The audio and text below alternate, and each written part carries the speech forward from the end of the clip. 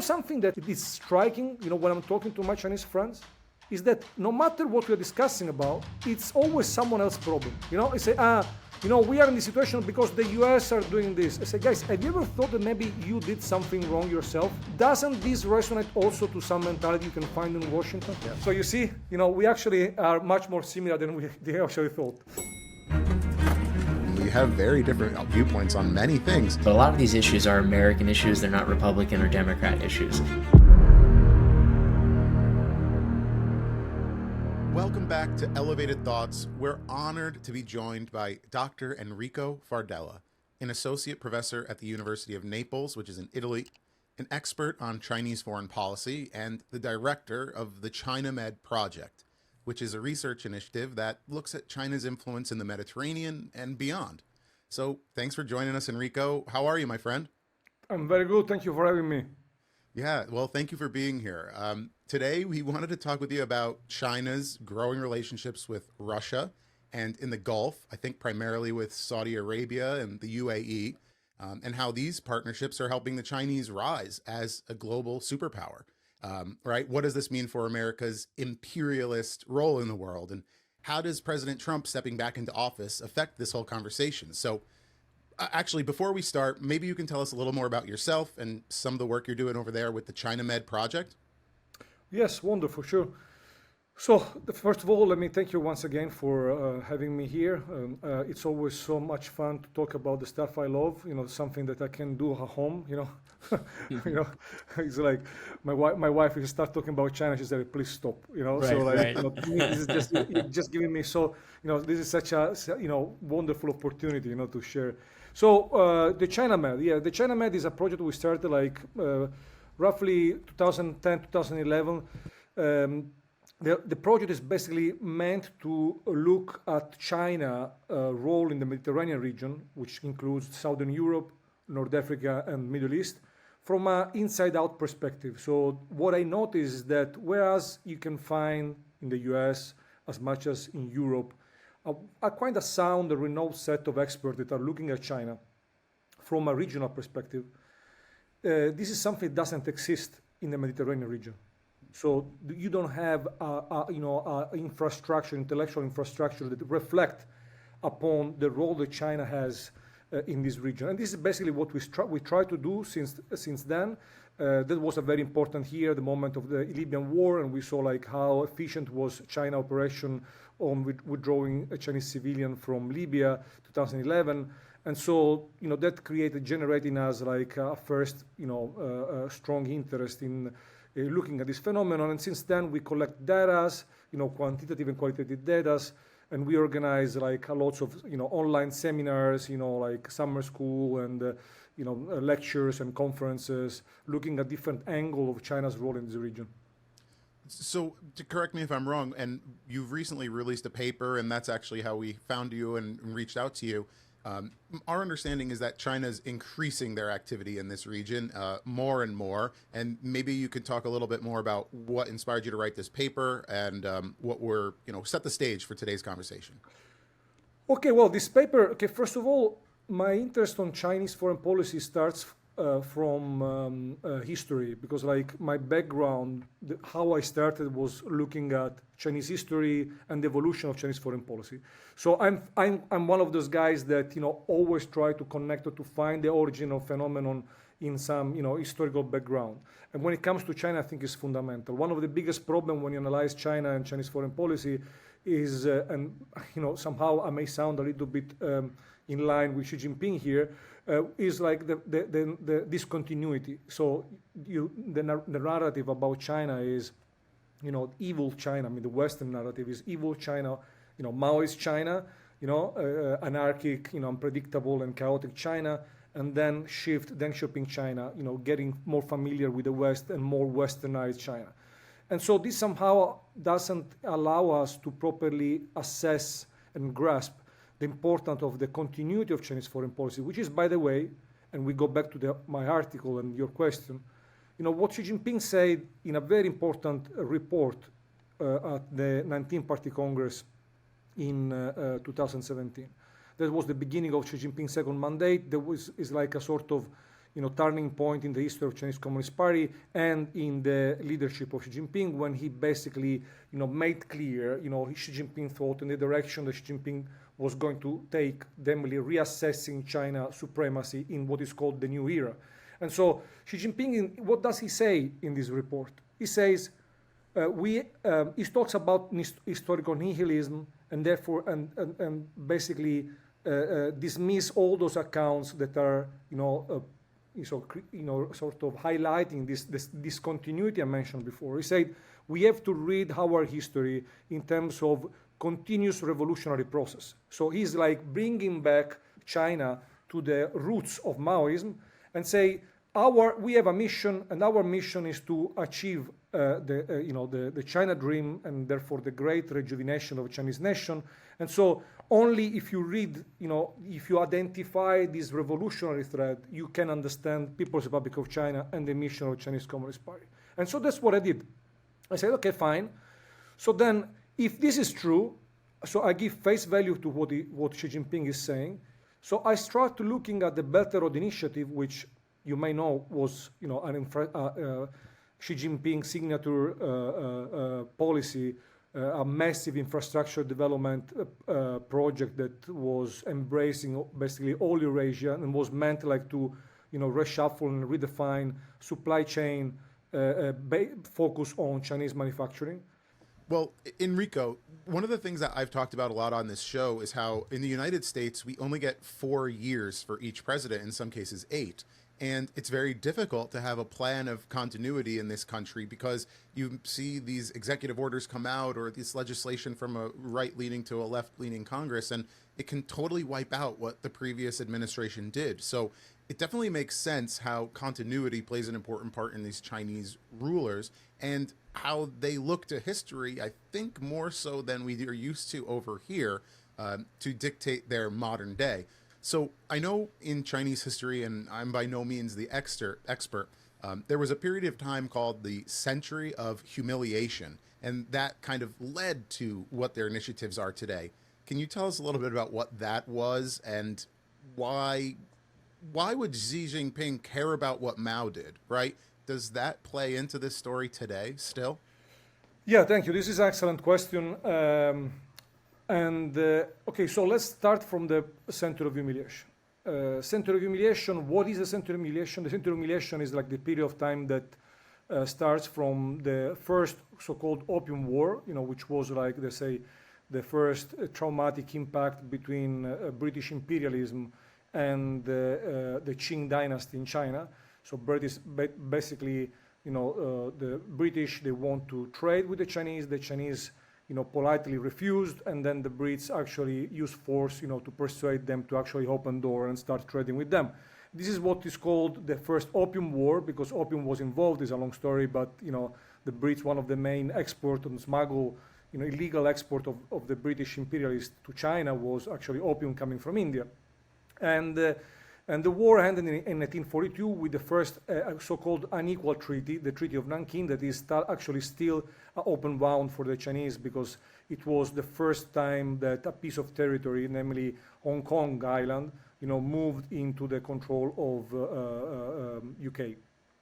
And so the Center of Humiliation starts then and ends with 1949 with the beginning of the People's Republic of China, and so the triumph of the Chinese Communist Party, which is basically whose mission is meant to heal the Center of Humiliation. So what is the impact of the Center of Humiliation? Again, is discontinuity. The narrative, and so then we have to explain how history is being used in China today. The narrative is so a history is a narrative and provides powerful narratives, not necessarily true, but politically functional. The narrative is that there was a continuous harmony, in Asia that was centered on China and the Chinese hierarchical, benevolent hegemony that was providing, was sharing common goods in terms of peace, in terms of joint development, in terms of culture, in terms of philosophy. And then the foreigners, and namely the First Opium War, the beginning of the Center of Humiliation, violated this order, this harmony, weakened the center, China, and created the beginning of chaos. So if you see the center of humiliation through this lens, then the logical corollary of this is that the foundation of the People's Republic of China has a sort of mystical, mission to bring back a long-lasting order, and this implies for China to be not only independent but at the center of this order. So the mission of the PRC and the so-called China dream is not just a domestic dream, the rejuvenation of the Chinese nation, but also the beginning of a sort of reconstitution of an order of peace and harmony that is based on the supremacy of Chinese civilization. So I think when it comes, so no, please. No, please, no. Finish your thought. No. So because and this then ends into Xi Jinping notion of continuity. That's why it's very important, to maintain, Buya Wanji, the Chinese say, don't forget the class struggle, which it means like never forget where you're coming from, never forget the importance of, our revolutionary mission. If you get stuck into this continuing account of PRC history, Mao Zedong versus Deng Xiaoping, you risk to destroy, our capacity to implement the revolutionary mission. And this is in fact something that they blame on, for example, to the Soviet Union. Like the Soviet Union in the 1980s is exactly Gorbachev. Is exactly what they did. This what is called historical nihilism, denying the continuity of our revolutionary mission.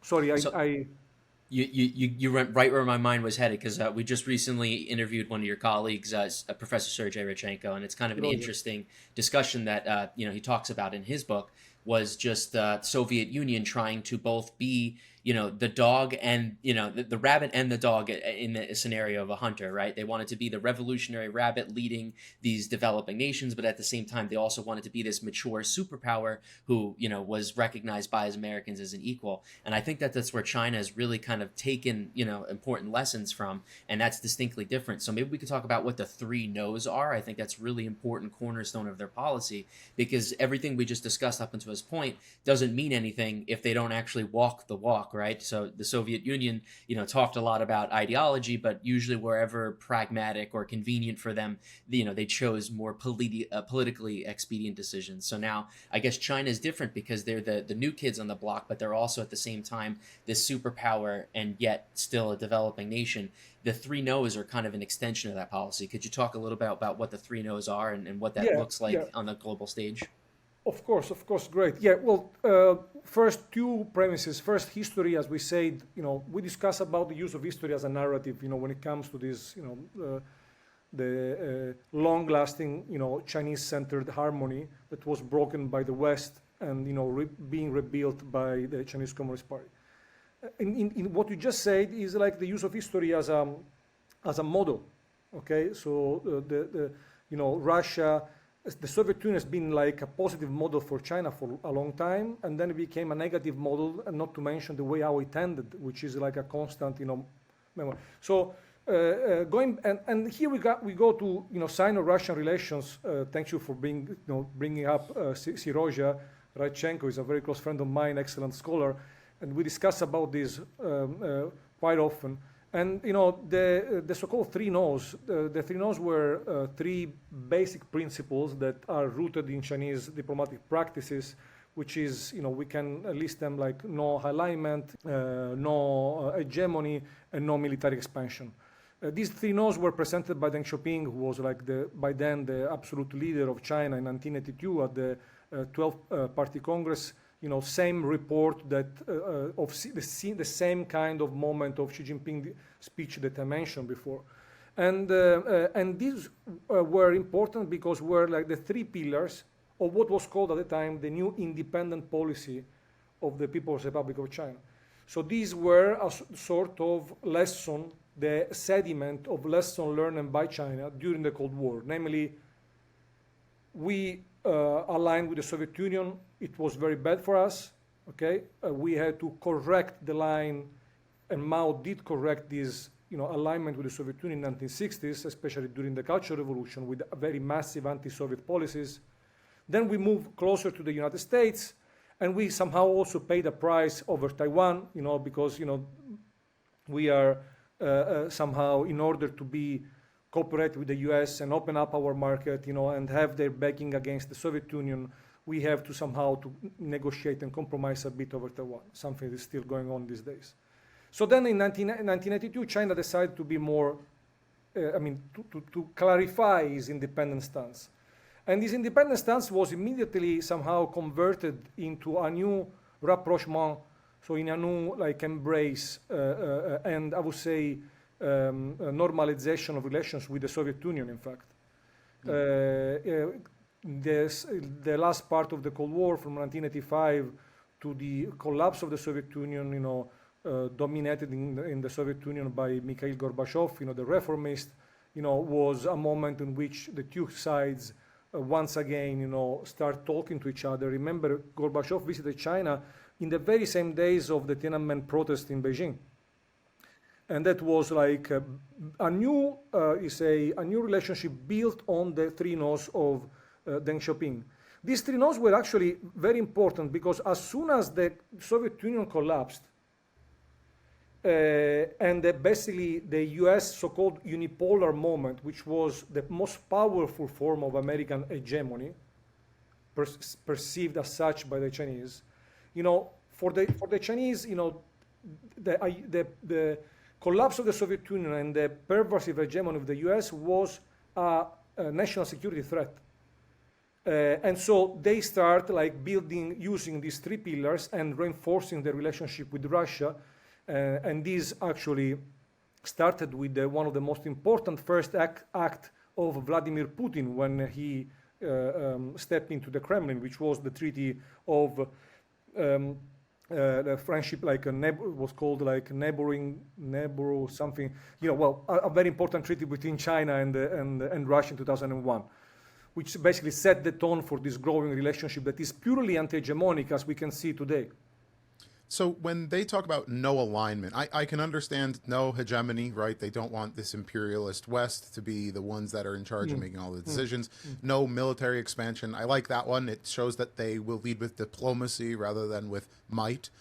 But the no alignment is a little bit confusing to me. I look at an organization like NATO or the BRICS on the other side of the world, and I'm curious how do you have a policy of no alignment? I understand in the Cold War that China was a bit of the junior partner to the Soviets, whereas now they maybe see themselves as more of a senior partner in that relationship to Russia. But my question would be, how do you run a country with no alignment? Do they feel that they are the hegemonic power? I mean, this is almost a contradiction in my eyes.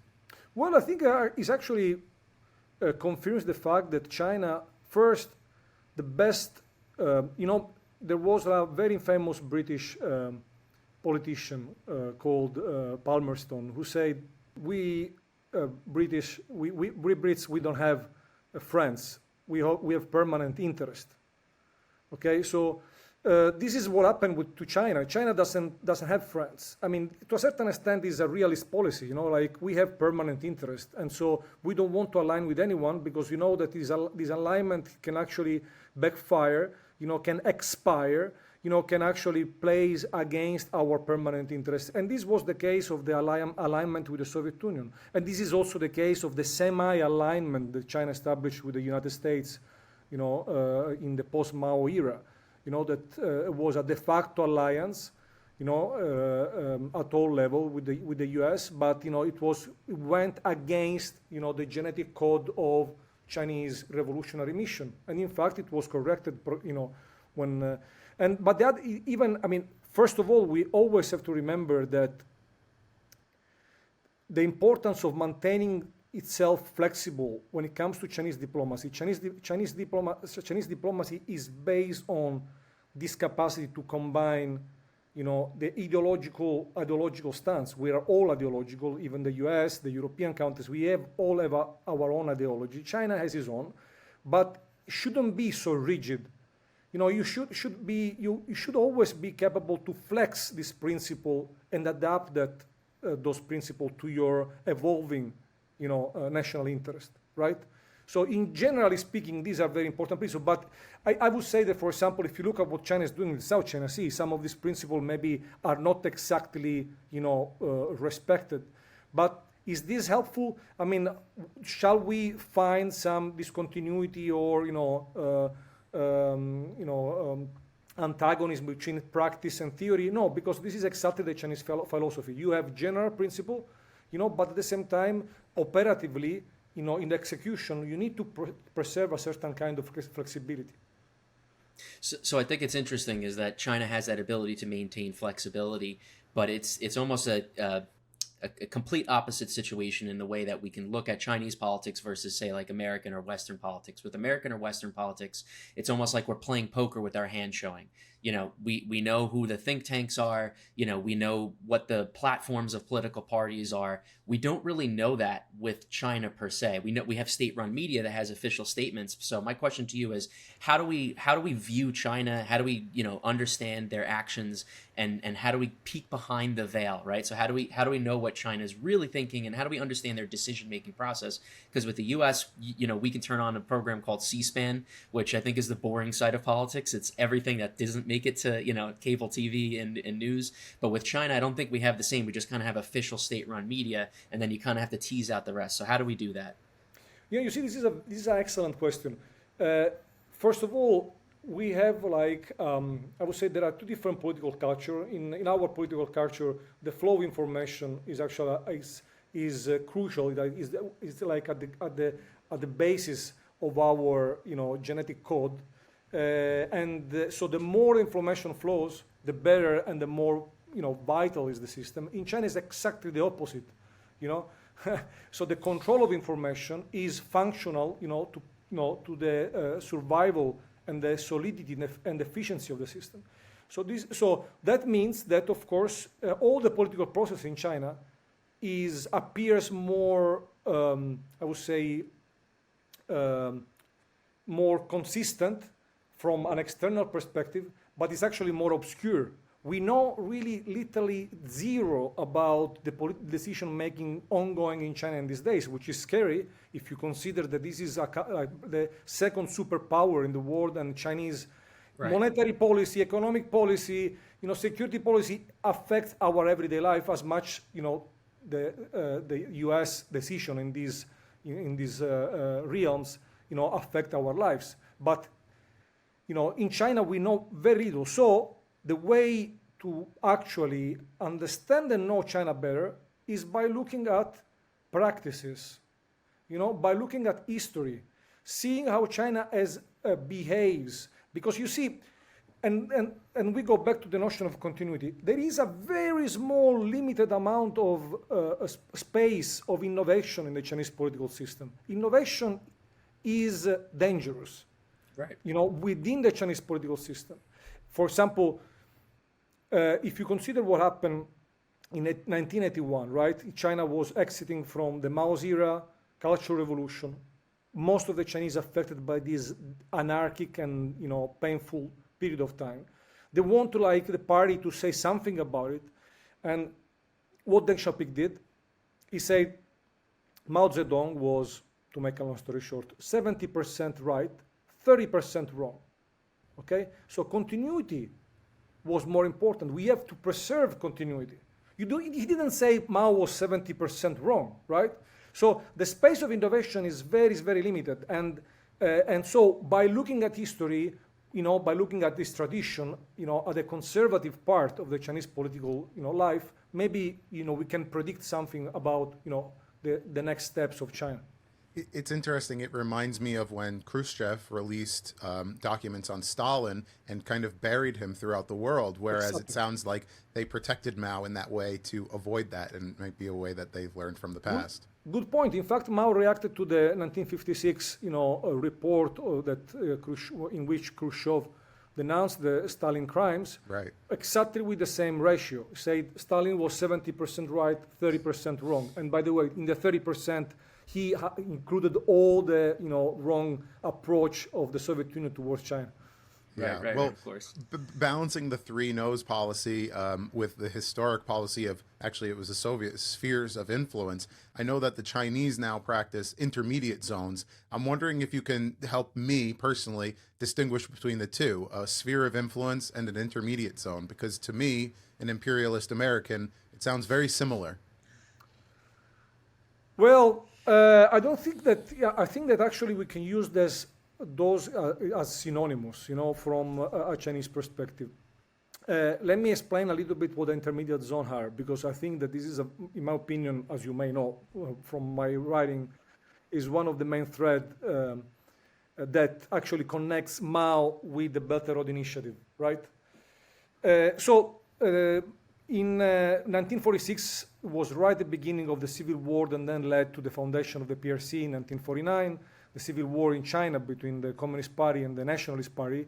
Mao, was very much worried, and I mean, the Chinese comrades, the leaders of the Communist Party were worried because, they feared that, the rise of the Cold War, namely the counterposition between Soviet Union and United States over Europe, was the beginning of the Third World War. And his comrade told him, well, we are going to enter in a Third World War, and then our mission is going to be smashed by these new two giants that are fighting to each other. And Mao said, no, you are not understanding the right distribution of forces.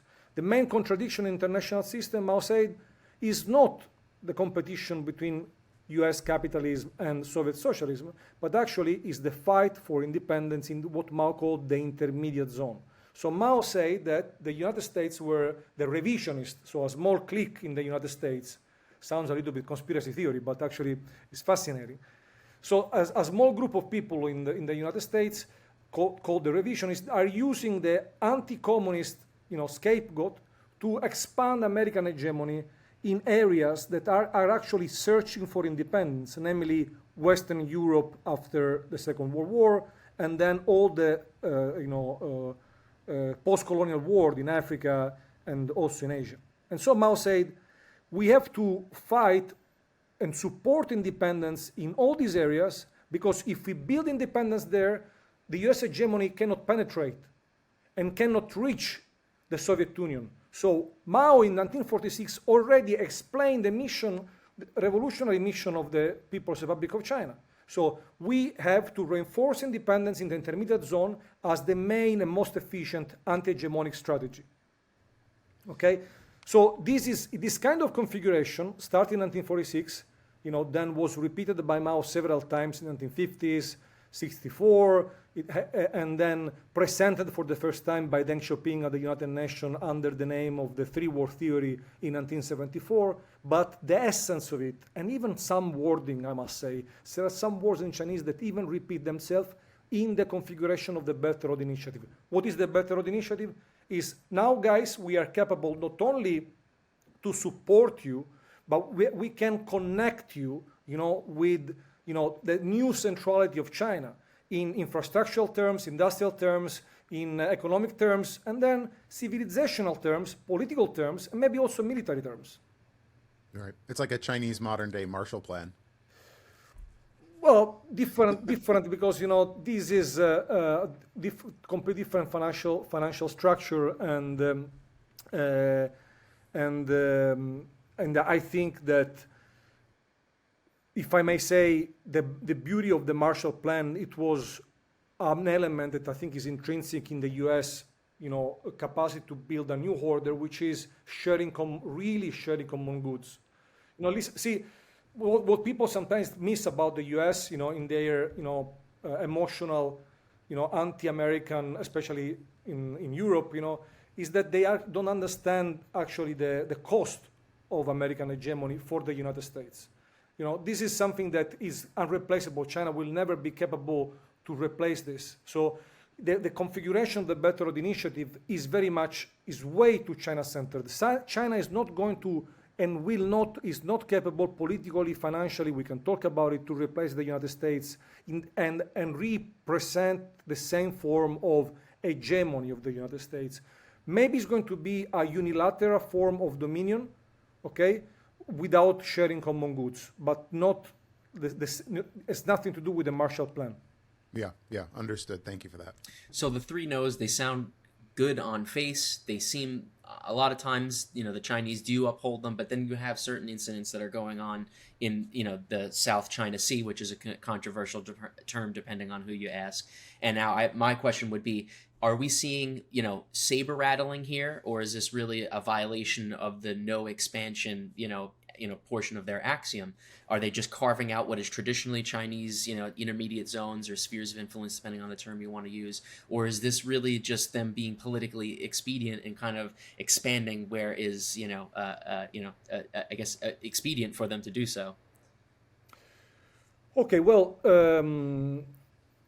this calls in a very, I think, interesting definition of the strategist Edward Luttwak when he published a book about the lack of strategy of the People's Republic of China. He defined Chinese strategy, territorial strategy, as autistic, because China is a major power that gets into conflict with several neighbors at the same time. And so the South China Sea is a very complex issue. But somehow doesn't really violate the three no's, at least formally, in the sense that for them, according to the 9-dash line, this is Chinese territory. Okay, and so you are not interfering, or you are reclaiming something that belongs to you by definition, by history. Then honestly, if you consider the size of China, strategically, China is a very difficult position because, I guess you guys know what the first island chain is. If you look at the map of China and you see and you just look at the data of China's naval power, commercial and military, and you see how geography and political alliances basically lock Chinese capacity to express this naval prowess in the Blue Ocean through a wall that starts from Japan, goes all the way down to Taiwan, and basically close it with countries like Philippines and Vietnam that, security-wise is closer to the United States than it is to China, smartly enough, as it's supposed to do. And so this somehow contains China's capacity to expand. And so China needs to find a solution to break this containment, and the South China Sea is basically all about it. What China is doing there, the main problem in China, if you look at what China is, again, the obsession of anti-hegemony, but the presence of the United States is very close to Chinese national border. Okay, so imagine if China had the same kind of presence in Cuba. It's like the Soviet Union, in the 62, right? Psychologically for the Chinese, we can't deny that is, problematic, right? Considering the status of China. So again, I'm not now legitimizing what China is doing, but from a purely neutral analytic perspective, I don't think that has nothing to do with the three no's, but is certainly very assertive and aggressive in several times, especially with small countries like Philippines. And China is, I don't think that China is gonna stop, pushing in this direction. If you look, China basically used bilateral negotiations just because, size-wise, has the capacity economically, politically, geopolitically, and militarily, to somehow manipulate these bilateral relations in a direction that is productive and tuned with Chinese national interest. Yeah, well, go ahead. Sorry, Mike, you go ahead. I was going to say, I have a bit of a multi-part question. So I have to ask, is it a net negative for countries like Japan, say the Philippines, Taiwan, and amongst a few others that are more Western aligned to, as you were describing, is it a net negative to make it feel like China is being encroached in and that their security position is, needs to be revisited and shored up? Or is this a net positive overall? Because as we see with a lot of the confrontations with China, and I guess you can say the economic confrontations, when we raise tariffs on China, they don't mediate the trade imbalance we have with China, and in fact it passes up opportunities for, say, the US to engage in like the Trans-Pacific Partnership negotiations, to where that would really kind of create a trade agreement, a multilateral one that is mitigate some of the hegemonic influence that China has in the area economically. So like I said, I guess to bring it back is it a net negative for us to be the US to be enforcing our alliance systems there and encroaching on China, or is China doing much of the same, and does this beget a response to say like Indonesia, who controls a large supply of the world's nickel production? They're able to take some of that home, and now they have a regional influence at China, and they're more aligned to China, so that kind of jeopardizes our position. Does it just keep upping the ante, or is there opportunities for us to cooperate in the region? Unfortunately, I think that this is like classic conflict between realism and idealism. In real life, there are some conflicting interests that even if you have goodwill and you really want to approach them, but they emerge every here and then. And for example, if you look at Japan and China, although there is, I don't think that both sides they want conflict or confrontation, but as a matter of fact, if China gets control of the South China Sea, not to mention of Taiwan, this is going to affect massively Japanese national security.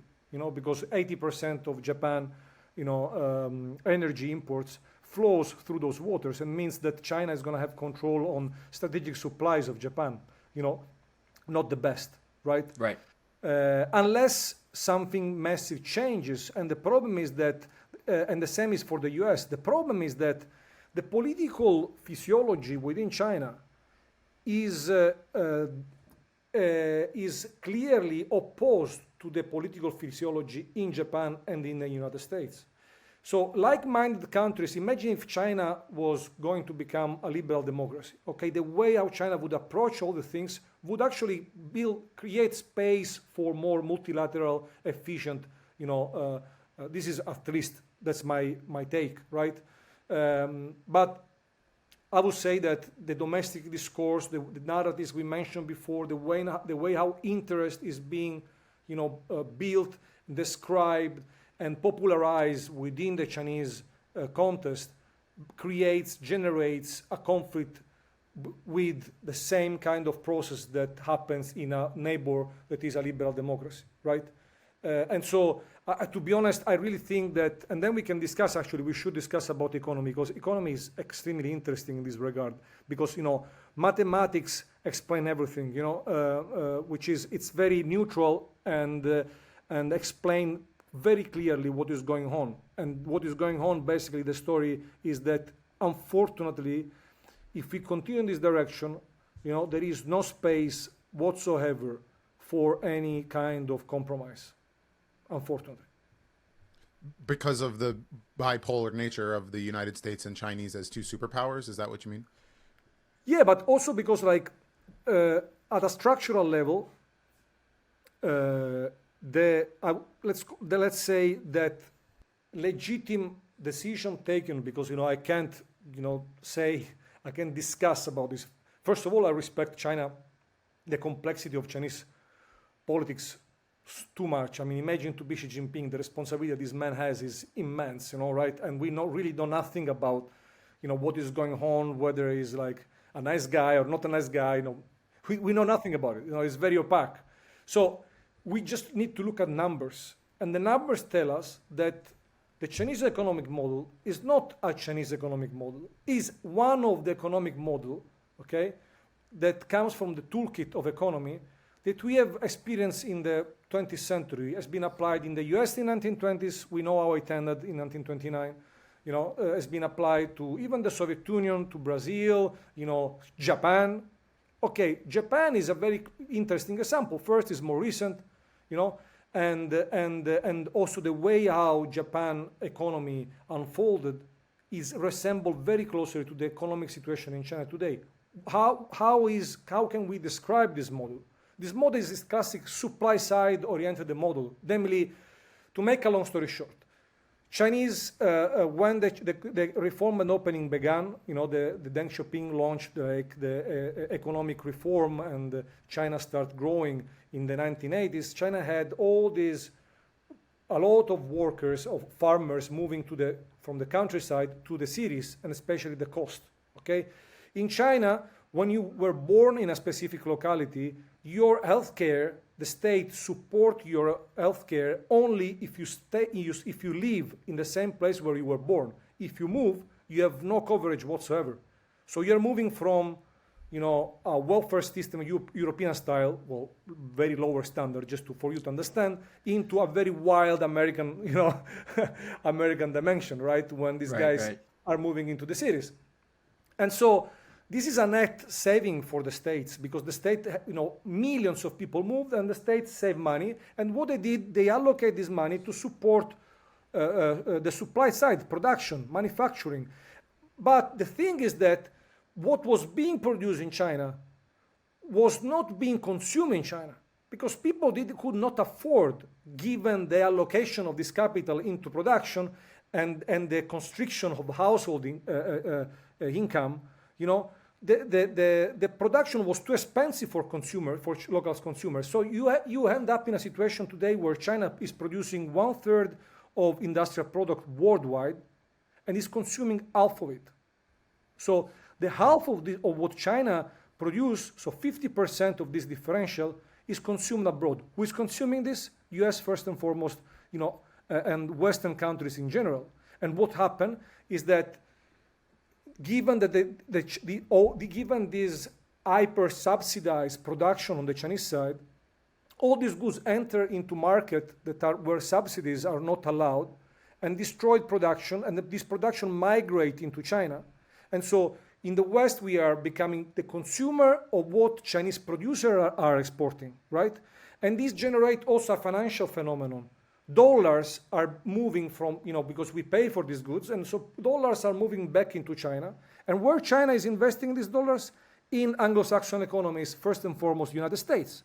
And so all this amount of money moves back to the US. And how is it being absorbed by the US? Well, it's being absorbed with the growth of fiscal deficit and the household debts. And this has achieved an unsustainable level. China continues to grow, the Chinese model continues to grow, and the US deficit continues to pay for it. Okay? It's a fact. It's not, you don't need to be, supporter of Trump or of, to understand this. It's on paper. Everyone knows, even the Chinese. The problem is that, so this is a structural problem, okay? And so who is gonna intervene? The Chinese, they know that in order to balance their economy, they have to boost consumption and therefore close the gap between production and consumption. And they are not doing this. China is actually exporting more and more and more. And this actually generates more and more pain and emergency in the West. The US, Trump is gonna apply tariffs. It's not gonna be enough. Probably is gonna do also financial war. But then this is gonna bounce back over Europe, right? And so you have all these goods and you're gonna have a China shock. Europe risks to be deindustrialized in the next 2 years because the US can protect, Europe cannot. So the Europeans, we are gonna lift, also tariffs. They're gonna try to protect themselves. So my question is, who is gonna buy all the excess product of the Chinese? How China can continue to grow? Which are the new driver of growth for the People's Republic of China? So this is the present where we are living in, right? And this is why there is a structural problem that cannot be just fixed with nice words. Because people are paying for it. Michael Paris, which is like my personal Jesus, because I think Michael is a genius, really. Michael Paris wrote an amazing book called Trade Wars with Matthew Klein, another genius. Trade wars are class wars. What he meant by this title, middle class households are paying for this in China and the United States, right? And elite have been profiting massively by this, distorted globalization. So, politics is smart, because especially in democracies, it's like physics, tends to achieve, to balance. And so now we are seeing a rebalancing, and the rebalancing is unfortunately unavoidable. So I see an overproduction trap, and it's something I've read about before as well. And it's demonstrated in the U.S. when we get these products that are so cheap, like Shein, for instance, is a manufacturer of textiles and clothing goods, and then you have a company like Temu, but there's dozens of others, and they're really a product of this overproduction. And we wonder why. How can I get this entire drill set, with 167 bits on it for only $49, and then it includes all these free things in it? It's a product of this overproduction cycle. And it's funny that you say that, because I see a lot of the folks behind the scenes, ringing the alarm bells, talking about overproduction, but that's not something that trickles down into mainstream media. That's not what the average voter is thinking about, is overproduction consequences in China and the implications to how it's really tied into the U.S. debt and overall. But what I think is interesting is what we do talk about is either a change in the global order for good and changing America's role in it. But what I think is interesting is that you have a country like China or Russia that are trying to change the world order and create a more multipolar environment where they have larger influences on it. But some of their actions, ironically, work against that, right? So you could say that Putin, and this was something that came up on our interview with Professor Reshaping, was his attempt was hopefully to carve out and capture a large swath, if not all, of Ukraine, while Europe and America and the West was generally divided. But in actuality, it probably brought a lot of those organizations together. I wonder if China's actions, similarly, they're kind of just disregarding of the World Trade Organization, this overproduction cycle they found themselves in. Is this spurring the West to start to create more of their own bilateral and multilateral agreements? Or do you think that they really are truly just kind of disrupting the global order and creating a multipolar environment? Yeah, that's an excellent question. First, let me touch briefly upon Ukraine and Putin. With this we discussed with Sergei. I can't buy the narrative in which says that Putin was crazy and want to invade and the whole Ukraine and Kiev without a contingency plan. These people. You don't put a risk like such a massive country like Russia just with a miserable plan saying, okay, we go there, people are clapping, they're going to welcome us, and here we go, and then maybe in a couple of weeks we enter into Berlin. No, this is so Putin this was a strategic plan, okay, but is a strategic plan of confrontation that, as you say, create more uniformity and more, solidity in the West, in NATO, of course, first and foremost. And the same is happening with China. China has, in my opinion, China has a strategic plan. No, the continuity and the mission I mentioned is a revolutionary mission, okay? Don't read it in the revolution in terms of communist revolution, okay? Is a nationalist revolution, okay? Right. First and foremost, with socialist software, but it's nationalist first and foremost. Then, if you associate the two words, nationalist and socialist, may sound a little bit provocative, but to a certain extent, it's the hierarchy is that one. And what is one of the on the short term, I think that this strategy of production, I would say, let's call it oversupply coming from China, we can also then analyze the domestic logic of it. But if we perceive it from an external perspective, all this overproduction on the short term is going to create competition between Europe and the United States, right? And you can already see it, especially under Trump administration. Universal tariffs, generate strains in the transatlantic relations. Maybe the Trump administration doesn't really care much about it. The Europeans can be terrified on the short term. They're going to try to cooperate more. But actually, U.S.-China competition is dividing Europe once again. We already saw this in the Cold War, didn't we? Europe was divided.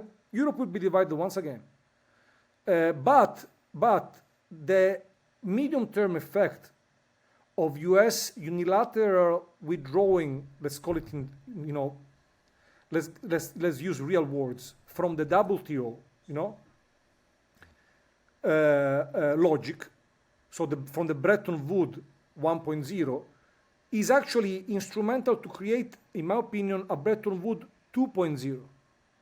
Because, one of the solutions to the China problem, which would be the wiser solution, actually was proposed by John Maynard Keynes in 1944, during the conversation in Bretton Woods, in which he actually pointed out the potential risk or what is called in technical terms beggar the neighbor, namely the strategy that China is applying, where I just boost my production and I steal consumers, from other countries, and therefore I annihilate their production, right?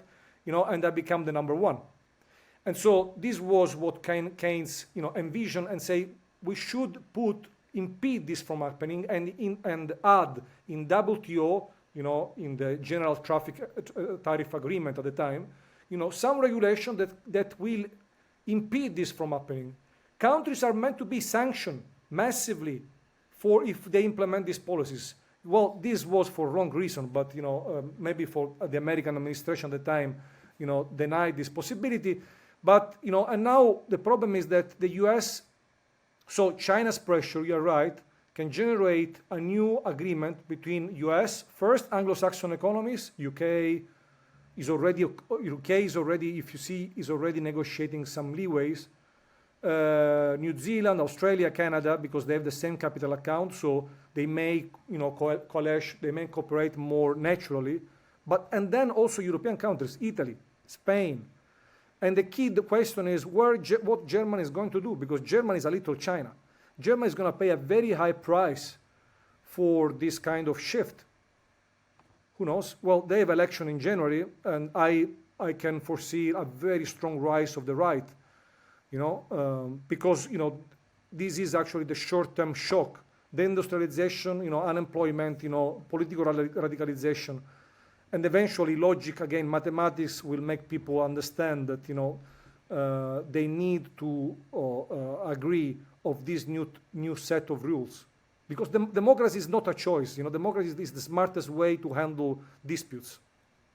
I'm interested to hear a little bit more of your perspective, or put a fine point on the tariff conversation, because that's very, very big over here with Trump coming in. You will read in every media source that the economists are saying the consumer, this is a tax on the consumer, and a tariff is going to hurt the American people. And I think that is true, right? We can all agree to that. But if I'm hearing you correctly, I think you're kind of implying that this may actually be the only way to combat the hyper subsidization by the government in China, but to say, okay, I'm glad to clarify then, because in my opinion, it would say, hey, they're kicking our butts on cost because the government is just running their pockets to make sure our prices are low. And that's why everyone's flocking to China. I would imagine if we put a tariff on them, they can't keep their costs. Well, they have to lower their costs and artificially, in fact, to keep it as low. And maybe that would drive a more fair market. I'm curious what your take on that is. Okay, so tariffs generate, by definition, given the situation, inflation. I just came back from Beijing, where Michael Peris works and lives. We were colleagues at Peking University before, and I talk exactly about this point with him. It's true. I mean, there is going to be inflation as a result of tariffs. It's evident. If you have cheap Chinese products in the country and you impede them from being sold in the country, what is left is more expensive, right? And so this generates inflation. Now, the thing is that can the government, through tariffs, generates, fiscal income that can somehow provide financial support, to calm down inflation for the first 2 years, and therefore, allow people, after 2 years, allow the country, then to generate new, production capacity that supplement the cheap Chinese imports? I don't know. This is maybe an option.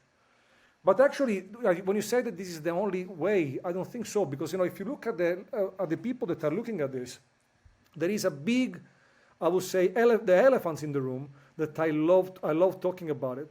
Also, when I was in Washington in May, is actually the dollar. There is a big discourse. I mean, if you look at J.D. Vance, for example, dialogue with Powell from the Federal Reserve when J.D. Vance was a senator, on the dollar. I mean, it's undeniable that there are a bunch of people in the Trump administration that think that the dollar is overvalued, and they are totally right. So another way, actually the best way, according to some analysts, prominent analysts, would be to touch the dollar, namely to bring back control of capital account to the U.S. dismantled at the beginning of 1980s. And therefore, this is going to have an impact, of course, of the role of the dollar as a global currency. But the dollar will not have main competitors. Forget about all this discourse about internationalization of renminbi. It's impossible. This is just political, propaganda.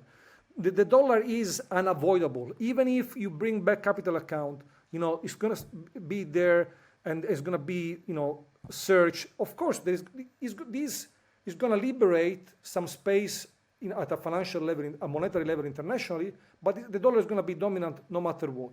And how this is going to impact the relationship between US and the rest of the planet, namely China, well, also Europe. Well, Chinese and Europeans will not be happy, of course, because if you devalue the dollar 20%, 30%, it means that the US they are going to export 20%, 30% more, right? So you're going to have you couple tariffs, industrial policy, and the valuation of the dollar in the next 2-3 years, as a combination of measures. I really think that this is going to benefit massively, U.S. economy at the expenses of others. But the thing is that you are reverting the perverse, structure that I mentioned before. That structure is saturated, so you need to generate a new balance. And so imagine for Italy, the US is our main market. We export to the US last year 60 billion euro, China 20 billion. The US is 3 times more important for Italy. Okay? It's even more important for Germany. Many people forget it. But it's more important for France. US is more important for Europe as an export market. So Europe is actually the impact of Europe on the US deficit is roughly $200 billion. The impact of China on the US deficit is 300 something billion dollars. Okay? So if the US implement this kind of measures, the first to pay the price is going to be China, and the second is going to be Europe. So one of the biggest people see as a threat to the U.S. dollar in the world trade, not the organization, but just the order as we see it now, is BRICS. BRICS started as kind of a top-down term by economists, but now is kind of becoming, in its own right, an organization. They're starting to formalize some of their positions. But one of the criticisms that I've seen leveled against BRICS, and I want to hear your take on it, is that it's just much less sustainable just because they're just so disparate in their philosophies and their governance styles and even their economic, philosophies of these countries. Do you see BRICS as a threat to the U.S. dollar and the world trade order as we know it, or is it just more of just a kind of a happenstance of circumstance, right? It's just they happen to be in a good position to trade, but doesn't seem like it's going to go much farther than just some trade agreements. I think it's logical, to generate and propagandize, massively agreement that actually they are just one of the segment, I would say one of the toolkit, in the hands of the Chinese, of the Russian, but overemphasizing the importance of BRICS, not to mention the monetary impact that this may have by generating what? Support for the internationalization of the yuan. Well, this is not up to BRICS to decide. The Chinese have strict control of the capital account. You can't have an international currency with this strict control of the capital account, right? When I was in China, I could exchange $500 one day. It was so difficult to go to the bank, filling up. This is companies and banks, they don't want this, right? It's too complicated. Right. So institutions in China, the political system in China that is built on economic security is not physiologically tuned to accept a shift in the capital account. So forget about internationalization of the yuan. Okay, this is just. Then there is a different swap currency. What China is doing very smartly is exporting know-how and monopolizing the control of technology of digital currencies. This is a different story, right? But it's always based on centrality of China. Okay, so it's a sort of digital version of the Belt and Road. It's not China supplementing, with the currency, and politically the role of the U.S. It's all benefiting China. And then tell me something: why Xi Jinping didn't go to the G20 in India? I couldn't tell you that. And Mike. why Xi Jinping did go to the G20 in Brazil?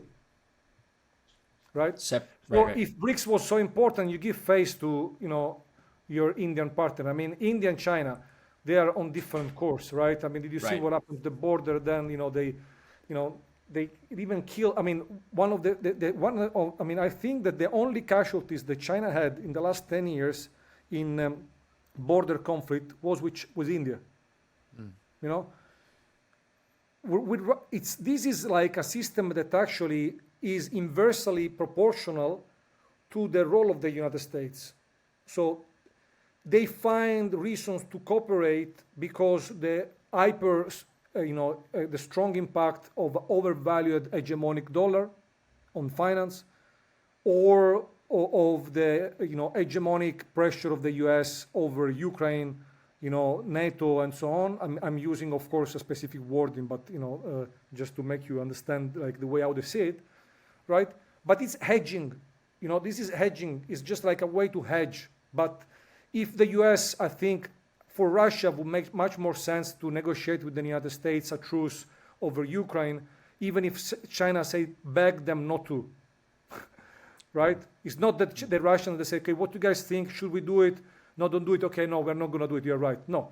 Okay, so as soon as the U.S., they're going to correct their policy, you see how all these organizations, so to a certain extent, we are exiting from a moment in which there was an expansion, monetary, financial, military of U.S. hegemony, and was perceived as such. So all these kind of, agreements, even the semi-cooperation with China, Russia is trying to to balance, to hedge, this phenomenon. But as soon as the U.S. and the Trump administration, I think that smartly enough, at least this is my opinion, is gonna, revise this.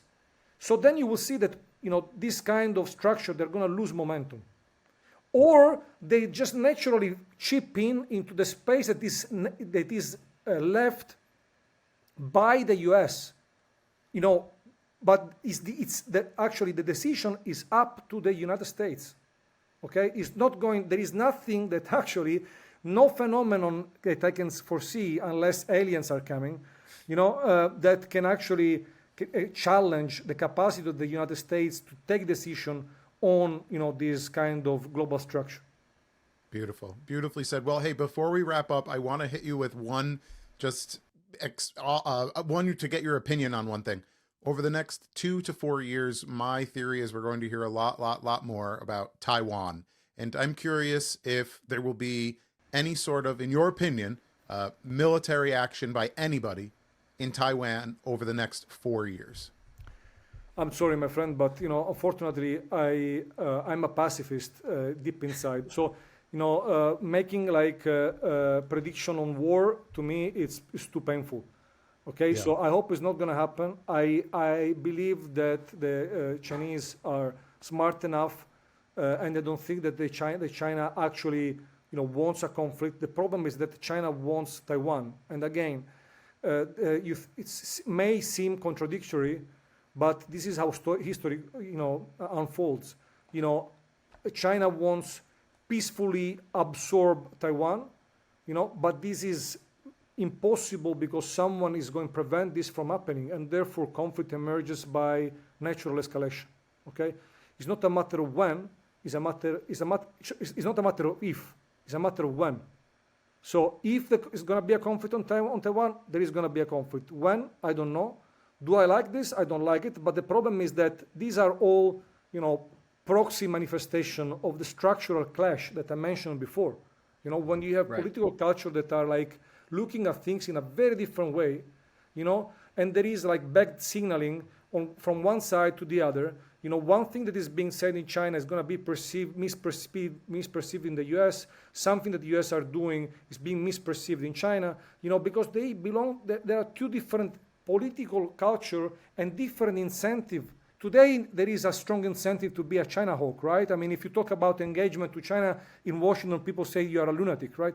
You know, and the same because there is also a domestic incentive to say this, right? Especially Right. if you belong to a certain, you know, the same is in China. I mean, if you go around in Beijing these days and say, it's not the American problem, it's China problem. You know something that it is striking, you know, when I'm talking to my Chinese friends, is that no matter what we're discussing about, you know, it's always someone else's problem.